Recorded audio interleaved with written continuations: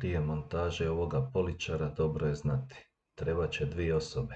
Jedna osoba može napraviti 97% posla, ali u onim trenucima kad ga treba namjestiti na bok i uvući poleđinu, trebat će više ruku. Isto tako kad se bude micao, približavao zidu za označiti gdje će se bužati, pa zatim pomaknuti uljevo da se može raditi bušilicom i namjestiti tokove i nakon toga vratiti ga natrag i stegnuti.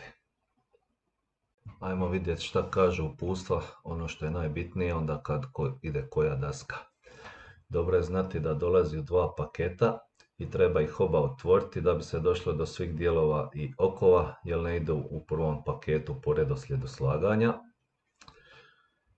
Isto tako piše upozorenje da se ovaj namještaj mora učvrstiti za zid kako bi se spriječilo prevrtanje i ozljede.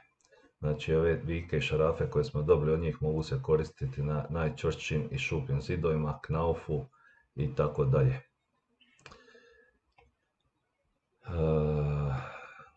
Ovo je alat koji će nam trebati, skalpel za otvoriti oba paketa, križna kacavida, čekić, livel će trebati kasnije, i olovka i bušilica i boreli za propiti zidove.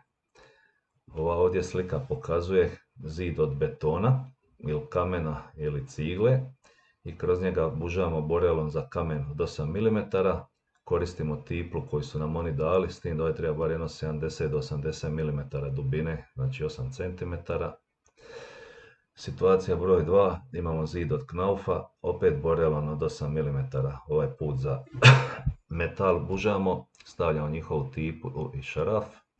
I situacija da imamo knauf i drvo iza, tu koristimo običan vijak bez tiple, buža se borelom od 3 mm. Ovo su ti okovi. Kad gledamo montiran sa boka ormar, odnosno pričvršćen, u zidu će prvo biti tipla, na nju se naslanja ovaj dio koji se navidaje na ovaj je prije toga učvršćen ovdje u poleđinu ormara. Sad s druge strane ormara prvo dolazi ova metalna podloga, udubljena strana ide bliže zidu, tako kad kroz ovo sve skupa prođe šaraf da stoji unutra i ovo pokrijemo da se ne vidi glava šarafa ni ovaj okov. Ovo smo već rekli, udvoje to ide brže i lakše. Ovo je jako osjetljiv namještaj, obavezno raditi na nekom tepihu ili na lancunu ili na deki ili na kartonu od ambalaže. Ovo mi nikad nije bilo jasno, koga ćeš ti zvati kao uputstvo, nema nikakvog broja od Ikea ko će ti tu pomoći.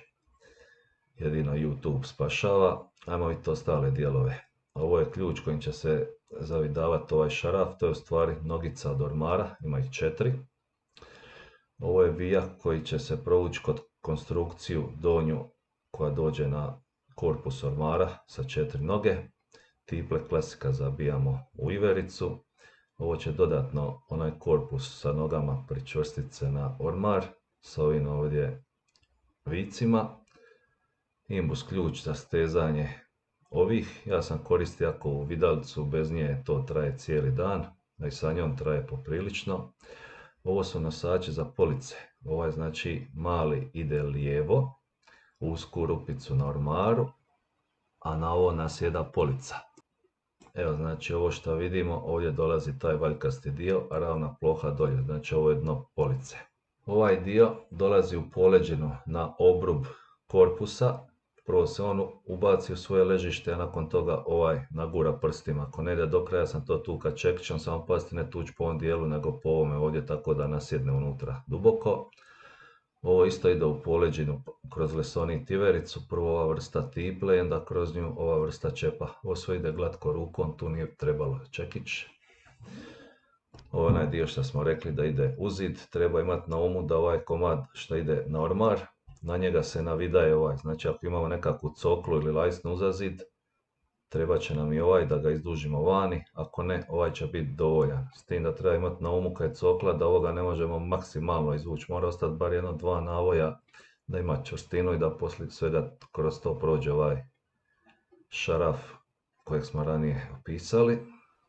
Još da spomenem da u pustvima nijedna daska nije označena ni brojem ni slovom, pa tako ni daske koje izvučemo iz paketa nemaju na sebe nikakvu oznaku, niti dužinu u dimenzijama, širinu, visinu, ništa, nego druže snađi se i odgonetni koja je koja.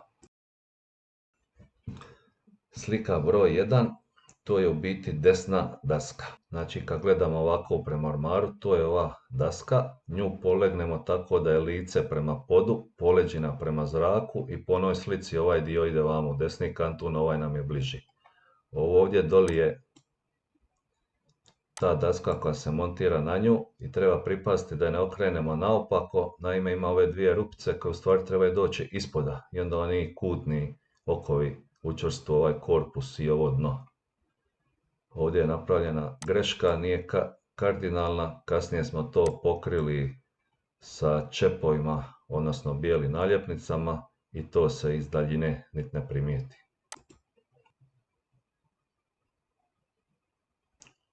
Evo ga. Međutim, bolje spriječiti nego liječiti. Problem je kod ovih stvari šta su razmaci na ova dva čepa, na ova desna i ova lijeva jednaki, identični, pa mogu pasati oboje na ovu stranicu.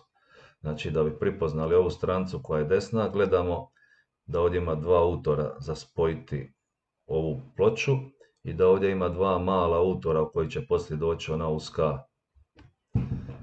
daska, s tim da ova ovdje daska treba obratiti pozornost prema plafonu će sad ići ova sa rupicama, a rupice ove dvije, jedna i druga, mora ići prema podu. E sad, kad smo ovo približili iverici, samo nabijemo ovdje gori i kad učini klik, pricnemo rukom doli da se poravnaju ove dvije linije, tu će poslije ući lesonit. Ne smije biti ni previsoko ni prenisko, mada prenisko i ne može kad je tvornički taman, kad nasjedne dobro da se poravna predviđeno. E sad, kad smo riješili ovu prvu, idemo staviti ovu drugu dasku. Situacija je manje više ista, ima ove rupice ovdje koji moraju ići prema stropu dok montiramo. E sad, po onome što je nacrtano, ne može se desiti da ih krivo okrenemo, jer ovdje su razmaci kakvi trebaju biti idealni na jednoj strani, dok su na drugoj malo drukčiji. Pa bi trebalo, ako to ne paše, zarotirati je za 180. Ako pogodimo iz prve, odlično, ako ne, zarotiramo. E sad, kad smo spojili ovu desnu stranu, iako je na slici lijeva, kako je sad gledamo, jedna druga daska su tu, e sad trebamo približiti ovu drugu. Opet ista situacija, približimo, nabijemo unutra, pricnemo rukom i to stoji.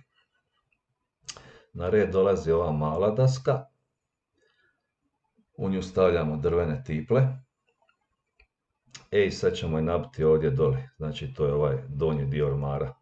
Treba obratiti pozornost, ovako kako je gledamo, da je manji razmak od tiple do ovoga prema gore i da će prema unutrašnjoj strani biti ravni brid, dok će obrnuto, ako je greškom okrenemo, ovaj porubljeni, blaži brid biti prema vanka. Znači ovo ne bi smjelo ući tu tako da ga vidimo, nego obrnuto da ne vidimo, nego samo ovu ravnu liniju. U konačnici,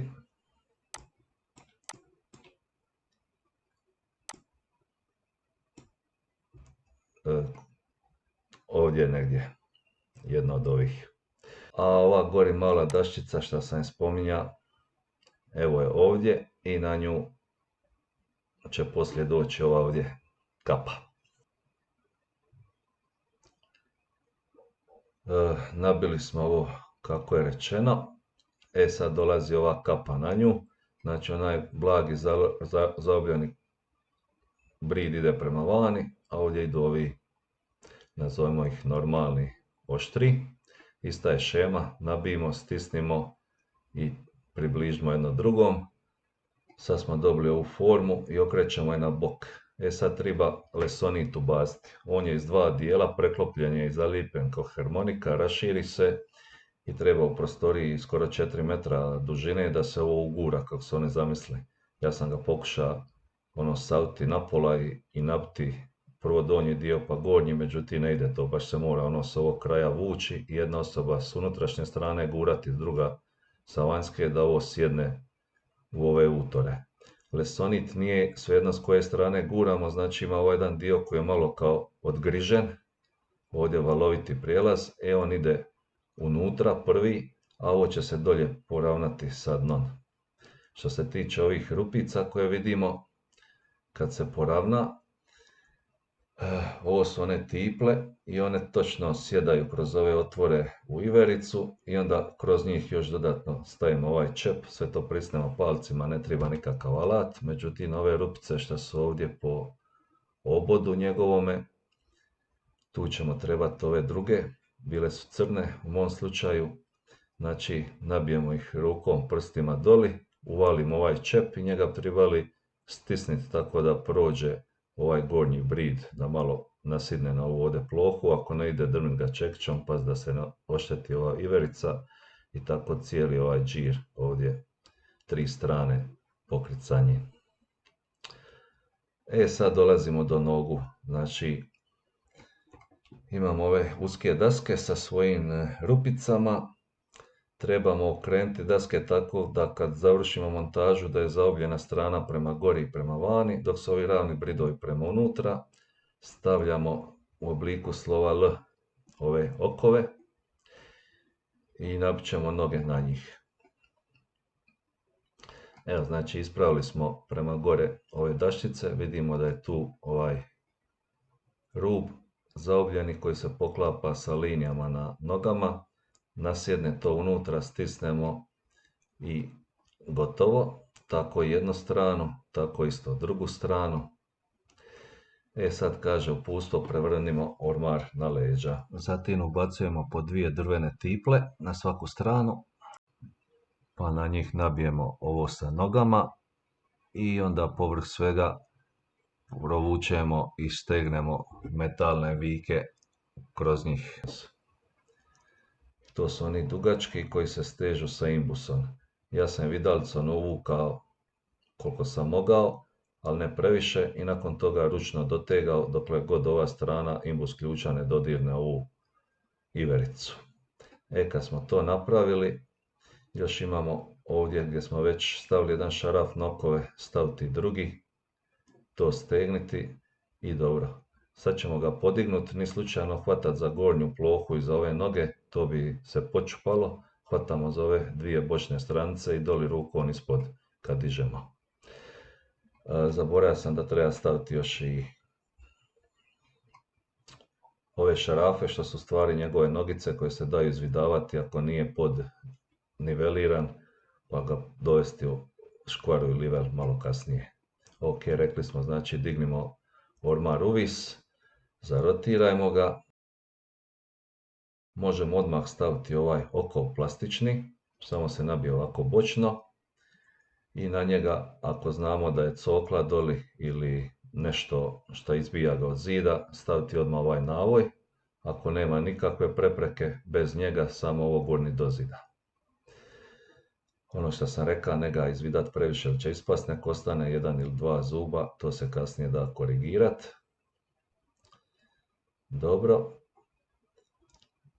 To je opet pojašnjenje kako to izgleda kad se gleda s boka, znači cokla ili neka lajsna dodiruje nogu od ormara, a on dodiruje zid, ovaj komad i ivericu od ormara. Sad moramo ga dovesti na mjesto gdje ćemo ga montirati, to će izgledati ovako ili ovako. I ono što je bitno, dovesti ga u livel, znači postavit ćemo tu livel i ako treba neko od ovih nogu izvidati da dođe u škvaru.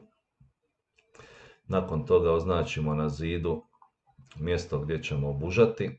Ako smo već stavili sve one plastične okove s druge strane, umjesto olovke je bolje uzeti iz kemijske uložak, on je dovoljno tanak da prođe i da označimo rupe sa njim na zidu. I nakon toga mičemo u stranu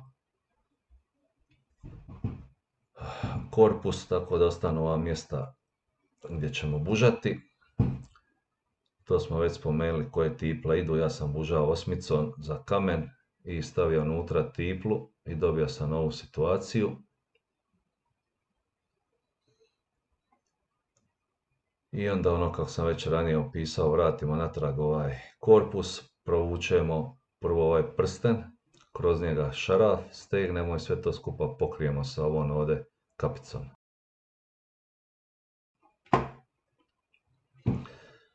Dolazimo do dijela gdje stavljamo nosača polica, najbolje ovako po sredini od 3 rupe ovu središnju na sve 3 pozicije i nakon toga nasadimo police. Sad treba ići obratiti pozornost da ima ovaj malo blaži kut koji ide prema vanka, dok ovaj ravni ide prema unutra. Znači ne se tu zeznit. Označeno je koji treba biti vidljiv. S tim da je sam razmak između ovih rupica na policama drukčiji, mora se dirati ove poleđine, tako da iako okrenemo i da to nešto ne štima, nego mora ljubiti jednu drugu stranu.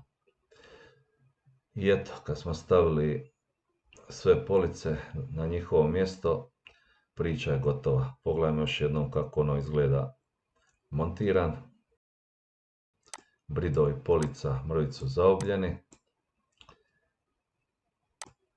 Tako, tako, tako. I one rupce koje smo imali smo pokrili sa naljepnicama, odnosno čepovima, što već imamo pri ruci da se ne vidu. Jedna stvar je bitna, kad smo zašarafli one šarafe uzeti, postoji mogućnost da 1-2 ga podigne gornji kraj i priljubi zidu. Trebalo bi još jedan put provjeriti ove noge da li stoju čvrsto na zemlji, ako se mogu rukom malo u stranu, ako ne, ključem još izvidati van i tako kad krene težina na njih da se ne čupa iz zida, nego da je opterećenje na nogama kako je i zamišljeno.